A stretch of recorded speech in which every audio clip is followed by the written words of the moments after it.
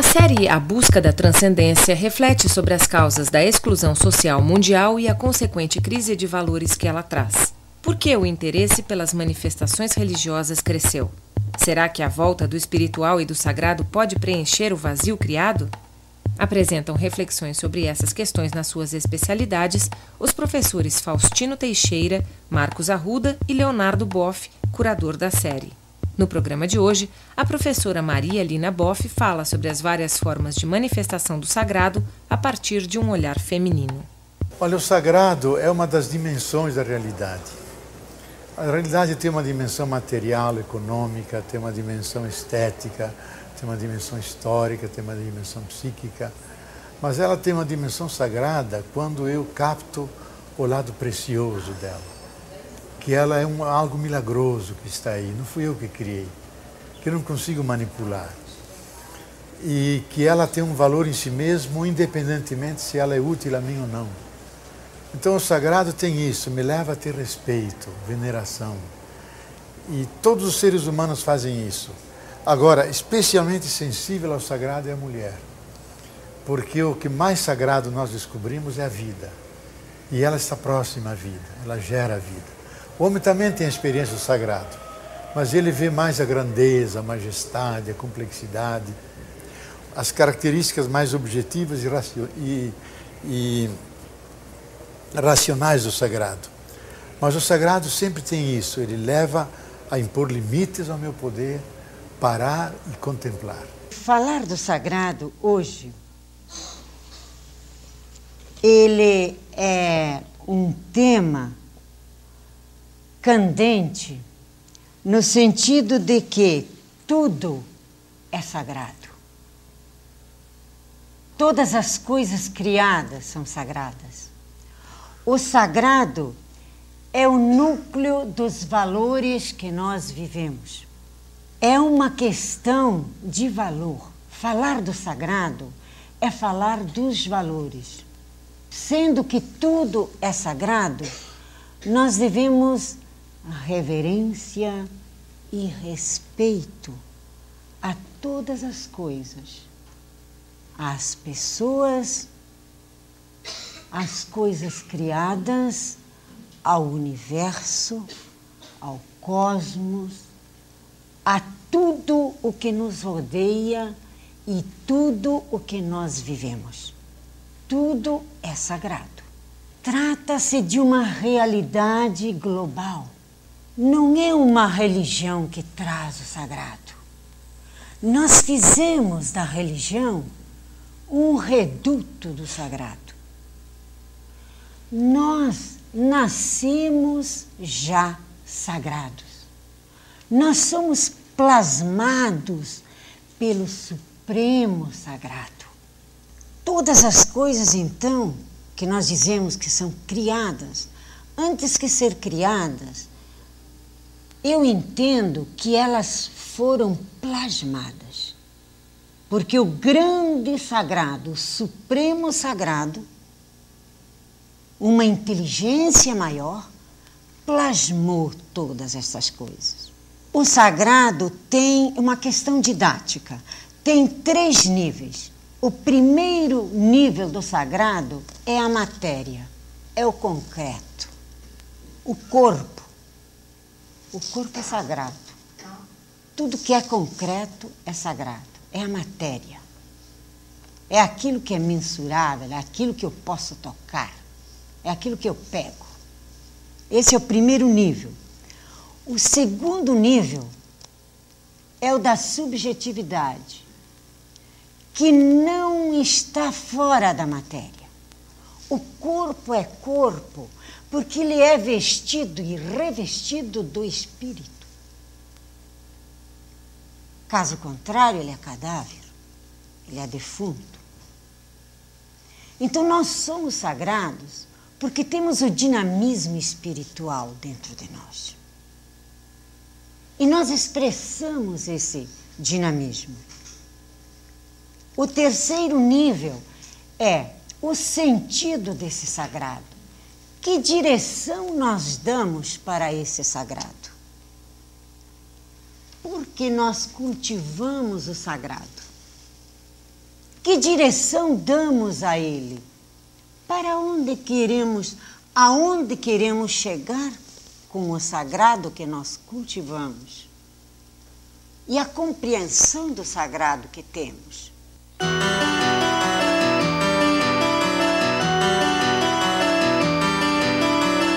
No Antigo Testamento, os homens e as mulheres, os autores sagrados, conferem o caráter de sagrado a pessoas como a sacerdotes, o sacerdote do templo, a pessoas que se devotam a determinados serviços ligados a coisas sagradas, como o templo, determinado tempo, por exemplo, o sábado é um tempo sagrado.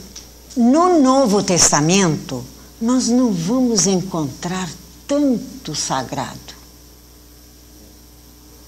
Poucas vezes se fala do sagrado.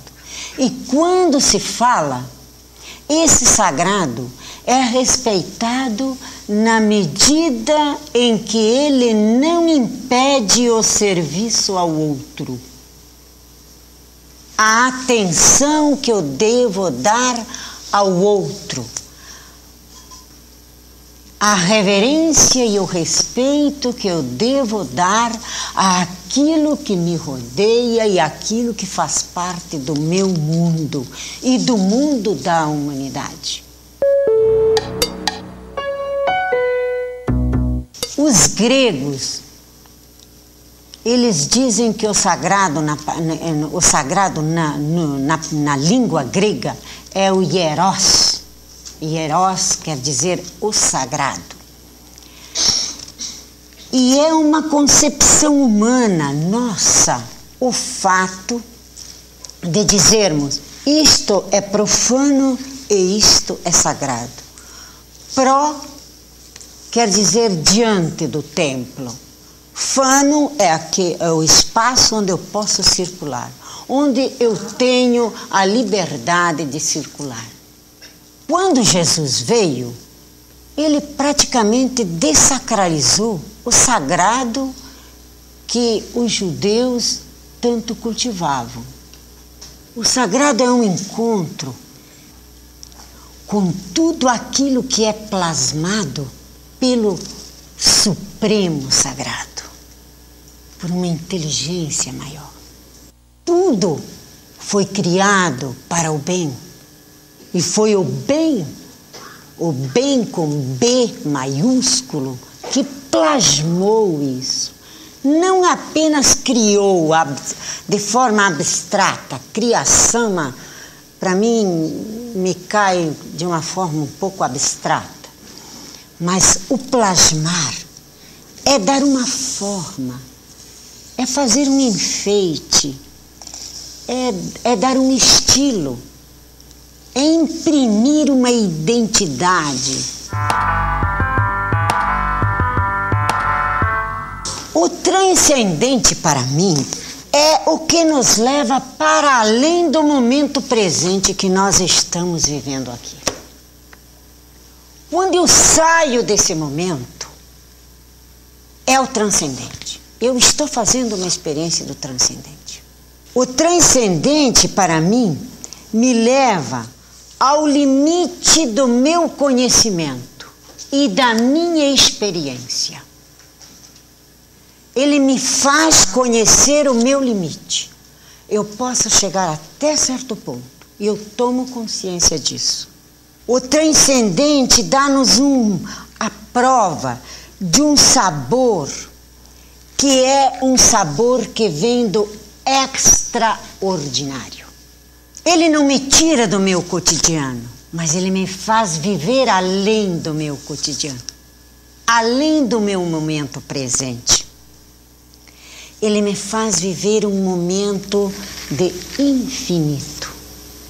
Muitos que experimentam e fazem a experiência do transcendente ou da transcendência, chamam-no Deus, Trindade, experiência mística, uma experiência contemplativa, uma experiência que aguçou e evocou em mim alguma coisa que estava dormente e que eu tomei consciência disso.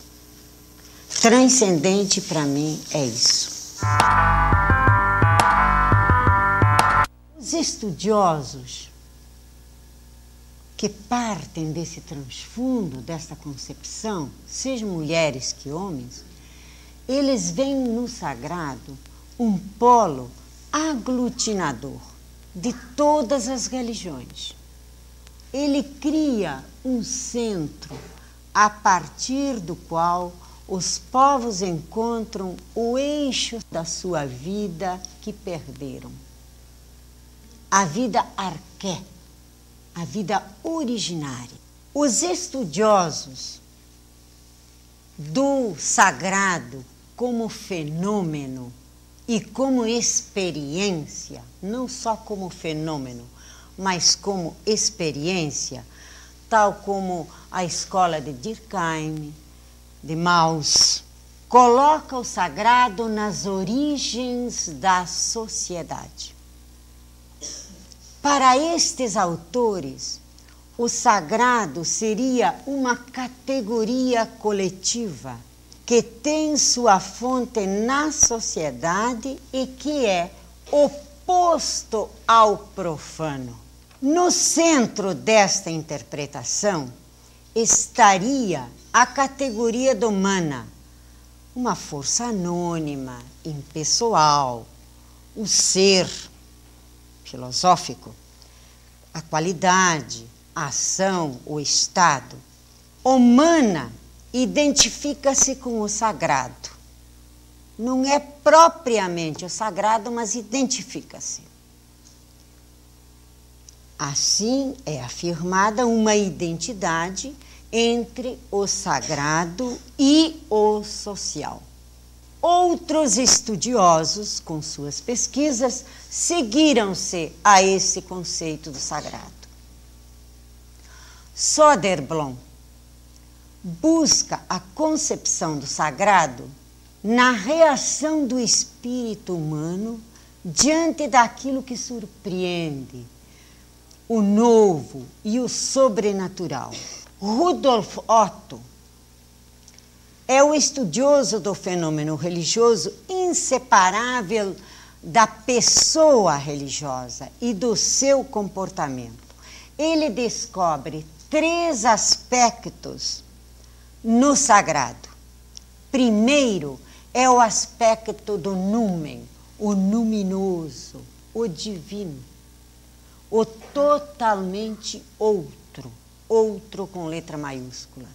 O sagrado como valor que se manifesta nos fatos, nos eventos e que pela interpretação que nós damos a esses sinais, ele passa a se tornar um evento sagrado, mas pela nossa interpretação. O terceiro aspecto que ele dá ao sagrado é o sagrado como categoria a priori do espírito com letra maiúscula, em que a pessoa experimenta o sentimento de criatura. Quando eu falo de espírito com letra maiúscula, eu não excluo o espírito humano que cada um de nós traz, não dentro de si, mas que é. O espírito com letra maiúscula que eu falo, eu me refiro, quando o meu espírito humano se abre para este grande sagrado, é que eu posso atingir este espírito, esse aspecto do espírito que Rudolf Otto, esse grande sociólogo que pesquisou vários anos esta questão, ele fala de espírito. Esse espírito com letra maiúscula, você faz a experiência do espírito na medida em que o teu espírito humano se abre para o grande sagrado. Então você faz aí cria a sua espiritualidade.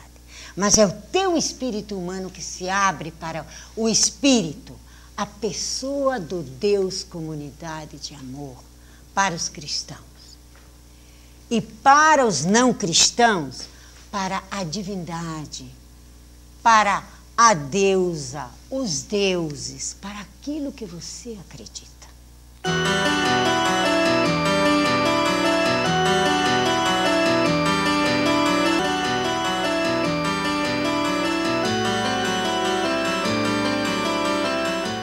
Não podíamos deixar de falar de Mircea Eliade quando se fala de sagrado, né? A pesquisa fenomenológica dele, ele busca a tentativa de uma hermenêutica, isto é, de uma interpretação do sagrado declinado para a vida humana, do cotidiano, do dia a dia, para a vida humana concreta, aquilo que nós vivemos. Para Mircea Eliade, o sagrado se manifesta e, portanto, entra no mundo dos fenômenos e não é a manifestação de forças naturais. E para indicar o ato de manifestação do sagrado, Eliade propõe o termo hierofania. Hieros, como vimos no início, grego, quer dizer sagrado.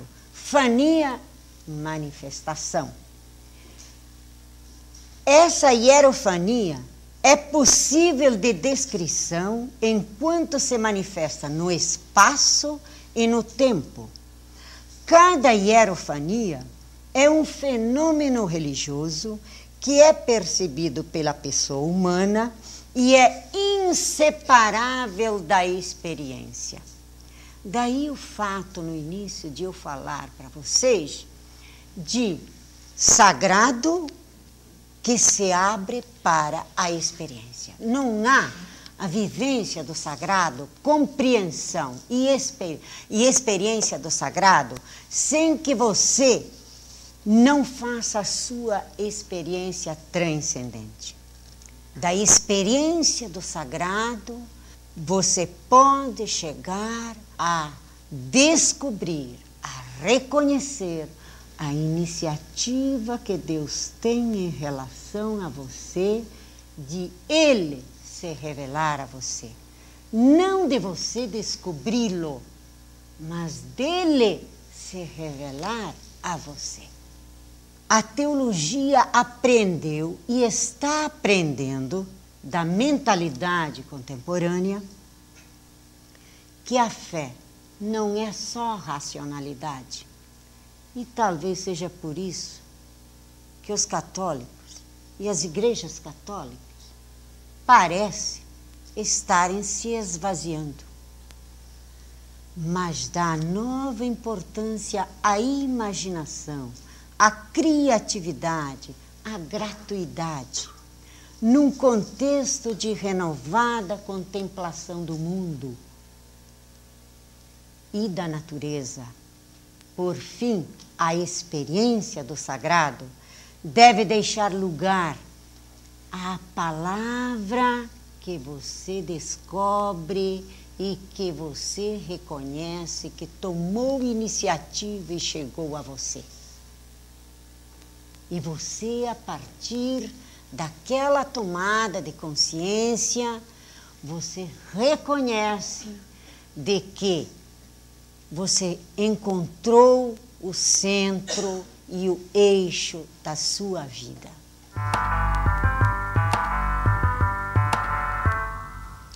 Jung desenvolveu como poucos a compreensão dos mistérios do sagrado através de sua psicologia e ao dizer que a divindade habita dentro do ser humano e o envolve, está dizendo que existe um outro dentro da pessoa humana, esse outro com letra maiúscula. Como o self, para ele, como psicólogo, que é o centro último, mais íntimo, o self, o que integra a pessoa. O grande eu, com letra maiúscula, o Cristo, o Buda, o Deus da interioridade do ser humano.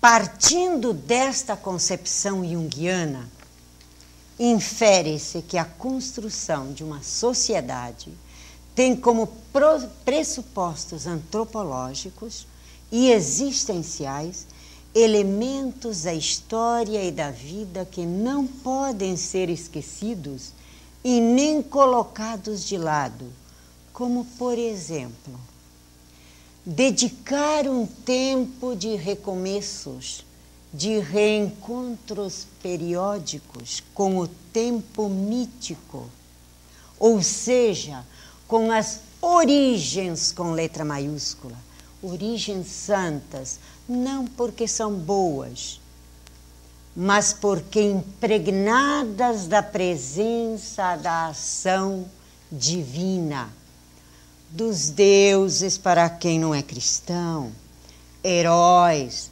ancestrais que criam o mundo ao vencer as forças do caos. Retomar o mito por excelência da cosmogonia, isto é, do nascimento do mundo nas suas origens.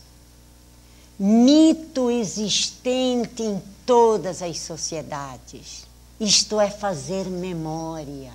E nós vivemos de memória. Como compreender esse sagrado desde uma perspectiva feminina? A minha perspectiva é feminina, mas não exclui a teologia que me antecedeu e que sempre foi masculina. Eu tenho duplo trabalho de ser teóloga. Por quê? Porque eu tenho primeiro que aprender a teologia de vocês homens, sobretudo dos clérigos. Graças a Deus, nós temos leigos também, teólogos e leigas, né? Bom, as mulheres só podem ser leigas, né? Bem, mas vejam bem, então eu tenho duplo trabalho para ser teóloga, duplamente teóloga, porque tenho que aprender a teologia dos homens, ver como funciona e elabora lá a hermenêutica teológica deles, para depois fazer a minha teologia da minha perspectiva. E não é fácil. Nós somos criados à imagem e semelhança de Deus como homem e mulher. Nós não podemos ser imagem de Deus só mulher ou só homem.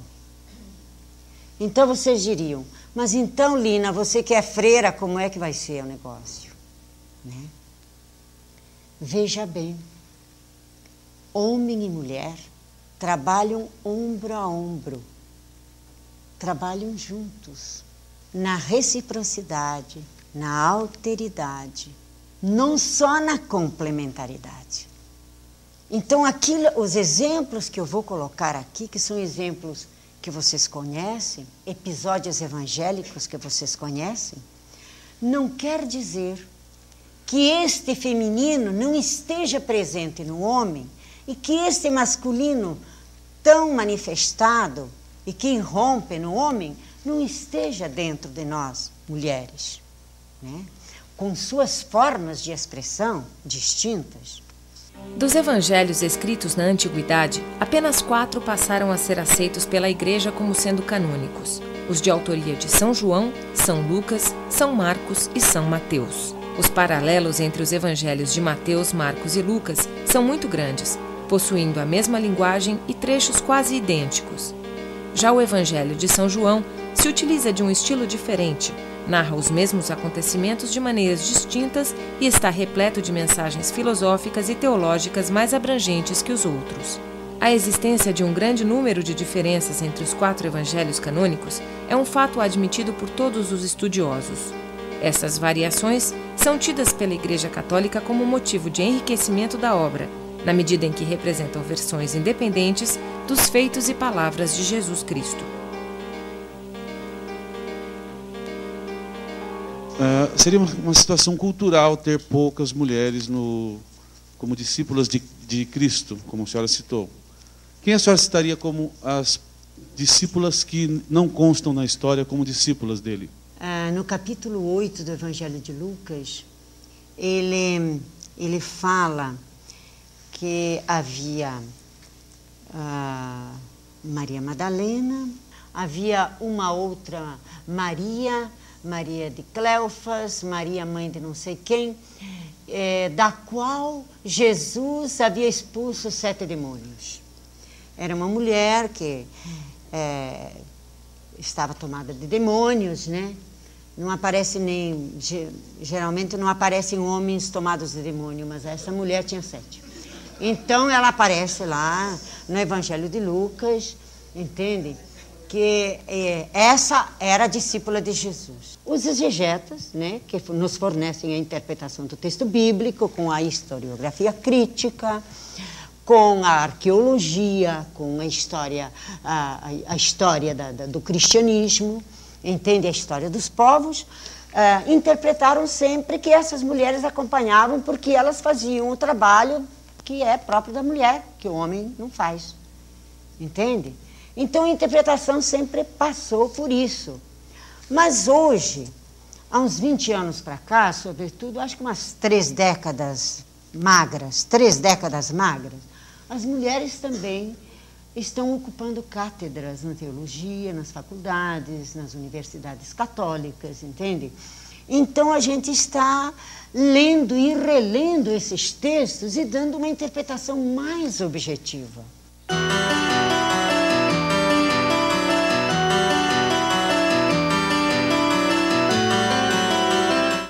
Terça, 9 da noite.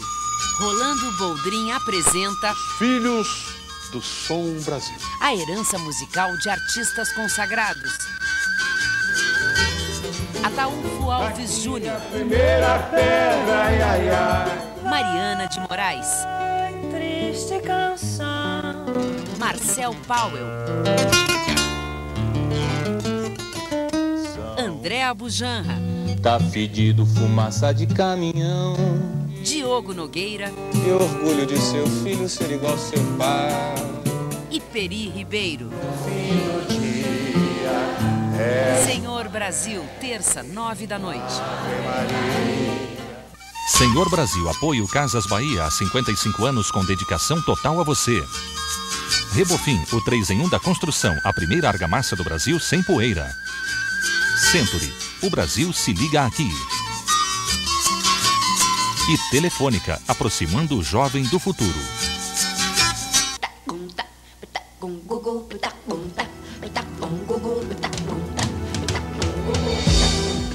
Espaço Cultural CPFL.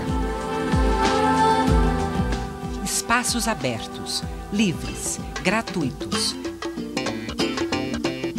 Diálogo, reflexão.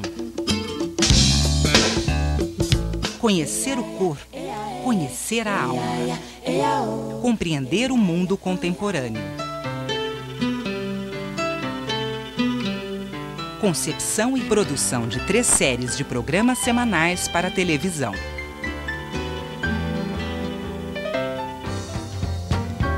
Luz, mais luz.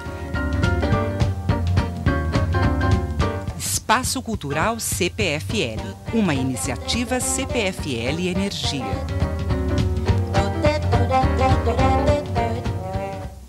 Amanhã tem Super Gamer de Colchões nas Casas Bahia. É pra limpar o estoque, são descontos inacreditáveis. E você não mexe no bolso agora, olha só. Colchão de solteiro S23, só R$ 49,00 à vista. Este colchão de casal S23, apenas R$ 99,00 à vista. Tem colchão de solteiro de molas Probel por apenas R$ 149,00 à vista. E ainda colchão de casal de molas Probel por R$ 199,00 à vista. Ou só R$ 13,90 mensais. E é tudo sem entrada. Super Gamer de Colchões é amanhã e só nas Casas Bahia. A TV Cultura está digitalizando seu acervo com a recuperação de importantes produções televisivas de todos os tempos.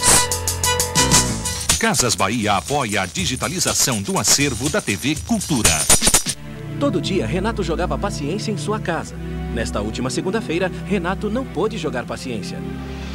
Renato participou de uma reunião. Ele conseguiu o seu primeiro emprego. Hoje, Renato faz parte do departamento de comunicação de uma empresa. Há vagas no mercado de trabalho para pessoas portadoras de deficiência. Informações? Ligue 156 ou acesse o site www.prefeitura.sp.gov.br/eficiente. Todo mundo tem direito a uma segunda chance. Mesmo que as sombras do passado ameacem os momentos mais singelos, afastando a felicidade. Uma Estranha com Meu Filho, filme inédito no Festival Alemão. Mostra Internacional de Cinema na Cultura, terça, 11h30 da noite. Cultura, cada vez mais pública.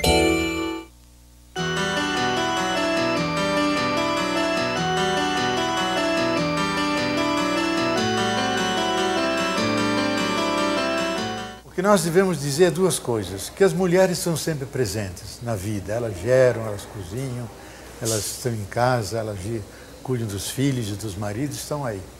Agora, socialmente, elas eram invisíveis. Um judeu sequer podia saudar a mulher dele em público. Sequer pode dizer que havia apóstola, seria um escândalo para a época. Então, isso é uma coisa da cultura. Então, nós devemos saber ler os textos, dizer, elas não estão ausentes, são apenas socialmente invisíveis, mas elas estão lá. E Jesus deu visibilidade a elas quando uma delas, Maria Madalena, toma um vaso precioso, perfume, quebra, unge a cabeça de Jesus e diz, essa mulher será lembrada até o final dos tempos. Quer dizer, tirou ela da invisibilidade e deu centralidade a ela. Lá estavam as mulheres, estavam os apóstolos e estava Maria, que Lucas faz questão, o único evangelista que coloca lá Maria depois da ressurreição de Jesus. Os outros, ninguém fala de Maria e nem de outras mulheres depois da ressurreição.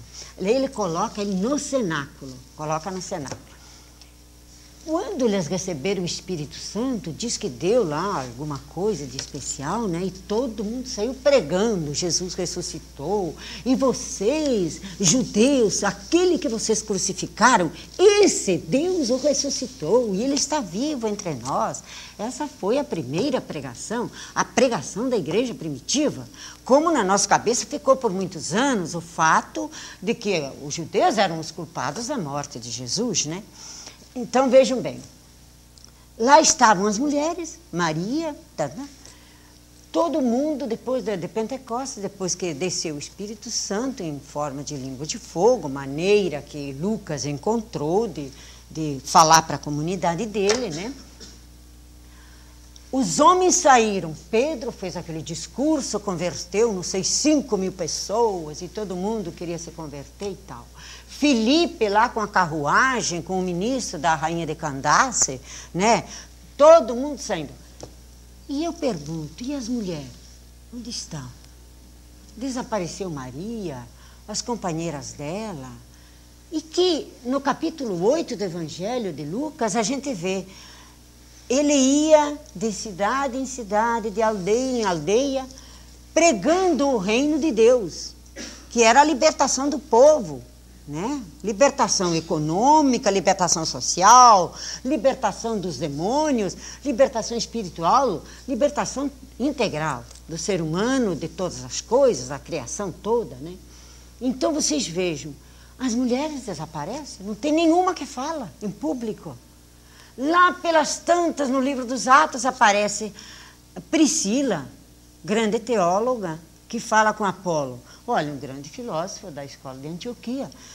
Começou a falar de ressurreição, mas misturava filosofia com teologia, entende? Se ela, não dá, desse jeito não dá, vai ser uma salada de frutas, né? Então, Priscila é a mulher teóloga, mas ninguém escreve isso. Eu digo, mas ninguém escreve isso, não está escrito aí nos textos dos homens, né? Os manuais de teologia, né? Ninguém escreve isso. Então, realmente, a mulher aparece e desaparece. A samaritana que vai buscar água no poço de Sicar. Nós sabemos que na Samaria há templos profanos. Profanos. Por quê? Porque lá não se dá o culto de Javé. E quando Jesus se aproxima do poço de Sicar, se aproxima da mulher, ele pede água. O poço era um lugar público, não era um lugar sagrado, é um lugar profano. E Jesus e a samaritana diz: mas como? Tu és um judeu e pede água para mim, que sou samaritana? Nós temos o templo de Gilgal, de Betel, nós temos os nossos deuses, tu tens o teu Deus. Nós temos os nossos deuses. Nós somos considerados profanos diante de vocês. Nós não somos o povo de um único Deus. Nós temos nossos templos. E Jesus lhe diz: se tu soubesse quem te pede de beber, eu tenho uma água que se eu te der, se você beber dessa água, você não vai mais ter sede. Mas então me dá dessa água. E ele narra a vida da mulher num lugar profano, público. E ele termina o diálogo com esta mulher. E falar em público com uma mulher não era fácil, não era permitido. Ele diz: chegará a hora que não só no templo de Jerusalém se adorará a Deus, mas os verdadeiros adoradores estarão em todos os lugares. Todos adorarão no lugar onde estão. Daqui nós inferimos de que não há lugar profano. Todo lugar é um lugar sagrado, porque é um lugar que merece respeito, é um lugar que deve ser respeitado, reverenciado. E se ele não é respeitado, ele não é reverenciado, ele não é um lugar sagrado. Então é uma questão de valor. E a sociedade precisa redescobrir isso para se reorganizar de forma diferente. A mulher está grávida disso, porque ela reflete sobre isso. Nós vimos que o sagrado, tudo é sagrado, porque tudo é plasmado pelo grande, pelo supremo sagrado. É uma questão cultural, é uma questão humana, o fato de nós separarmos o profano do sagrado. Tudo aquilo que não é respeitado, que não é reverenciado, ele passa a ser profano, entre aspas. Por quê? Porque não há reverência, não há nesse espaço, nesse lugar, nessa realidade, nessa sociedade, nessa pessoa, nessa coletividade, não há o respeito, não há a reverência, não há valores. Não existem valores. Então é uma realidade global. O mundo está precisando ser sacralizado, gente. Não é preciso construir templos e igrejas. Aproveitemos dos templos e das igrejas para fazer os nossos ritos, os nossos cultos, para nos reunirmos, para reforçar o sagrado que vivemos na nossa cotidianidade, na nossa profissão, na nossa labuta pela sobrevivência, no nosso compromisso por uma sociedade que não exclui, que não cria miséria. Nós precisamos de compromissos concretos. Nós não podemos fazer uma experiência de transcendência do sagrado se nós não temos um compromisso concreto com a exclusão que domina a nossa sociedade. Para a construção de uma sociedade que não exclua, mas que inclua cada vez mais. Que tenhamos líderes, que tenhamos movimentos, organizações de base, civis, leigas. Não esperemos que venha do alto, que sejamos nós a cúpula, que sejamos nós aqueles que podemos incluir aqueles que estão excluídos, mas com um compromisso concreto, que não haja apenas o encantamento pelo sagrado, o fascínio pelo sagrado, mas que esse sagrado seja uma experiência transcendente que nos leve a um compromisso concreto. um compromisso concreto de inclusão. Deste modo que acaba de falar, a diferença entre mulher e homem, entre profano e sagrado, entre rico e pobre, entre incluído e excluído, entre o culto e aquele que não conhece. A diferença se torna riqueza e dom para todos os homens e para todas as mulheres, de todas as cores, homens e mulheres, de todas as cores, de todas as culturas, de todos os jeitos e de todos os gingados. E juntos reforçaremos a ala da nova aliança na Sapucaí das comunidades carnavalescas, as quais testemunham a beleza imensa de se viver a fé, como Deus nos criou. Pensar como Deus nos pensou e nos criou, desde o princípio, filhos e filhas de vida imaculada, porque todos nós fomos criados imaculados. Imaculados. Porque a vida que vem desta fonte com letra maiúscula é sagrada e é religiosa. Sensibilidade é a estrutura de base do ser humano. E as mulheres nos ajudam a sermos mais humanos, mais sensíveis, mais atentos, mais compassivos, mais cuidadosos. E isso é o que mais falta na sociedade mundial hoje, e por isso as mulheres são culturalmente tão importantes para rehumanizar as relações e devolver ao ser humano a sua dimensão feminina que está recalcada, mas está aí presente.